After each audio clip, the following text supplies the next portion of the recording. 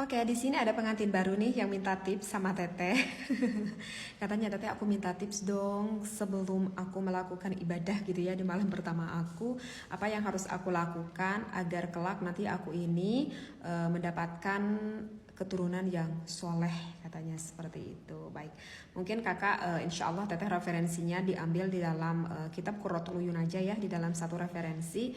Tetapi kayaknya Teteh nggak terlalu jelas-jelas banget ya menerangkannya di sini, karena ini pembahasannya di dalam kitab itu cukup banyak dan agak cukup panjang sekali.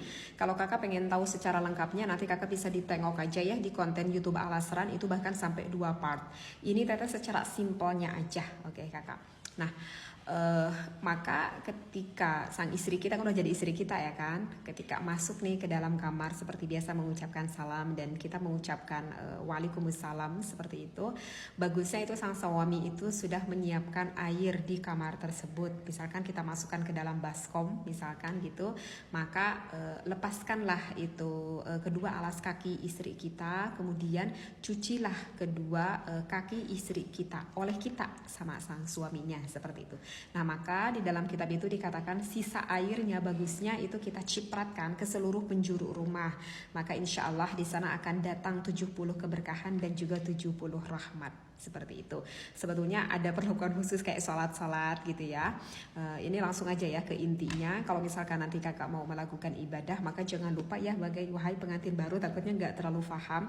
Maka ingat sebelum melakukan ibadah itu harus apa ya, bahasanya apa ya, mula'abah itu jadi pemanasan lah, pour fly lah ibarat seperti itu. Jangan sampai lupa itu dilewatkan ya, karena memang itu sangat dibutuhkan sekali bagi sosok seorang perempuan ya. Jadi jangan ujuk-ujuk seperti itu. Nah, maka ketika mau melakukan ibadah, ingat hati kita harus selalu ingat kepada Allah. Ingat ini merupakan salah satu bagian dari ibadah. Maka bagusnya berdoa dulu ya sebelum melakukan ibadah. Bisa kita melakukan pertama kita ucapkan dulu basmalah, bismillahirrahmanirrahim. Lalu setelah itu kita bisa membaca surat Al-Ikhlas 3 kali, tahu ya, qul huwallahu ahad sampai selesai. Kemudian kita baca Allahu Akbar, kemudian kita baca la ilaha illallah, kemudian terakhir kita membaca doa ya, doa sebelum kita melakukan ibadah.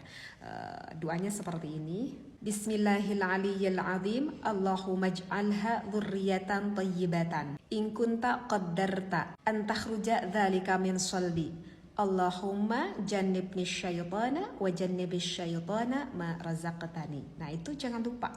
Doa itu kita lakukan, cukup itu doa kita di dalam hati saja, tak perlu diucapkan, cukup di dalam hati saja. Dan bagusnya ketika kita melakukan ibadah pun tidak menghadap ke arah kiblat, tetapi jika tidak memungkinkan harus mengarah kiblat mungkin karena posisi kasurnya, ya tidak apa-apa juga kok sebetulnya ya. Tapi kalau bisa bagusnya untuk menghindari.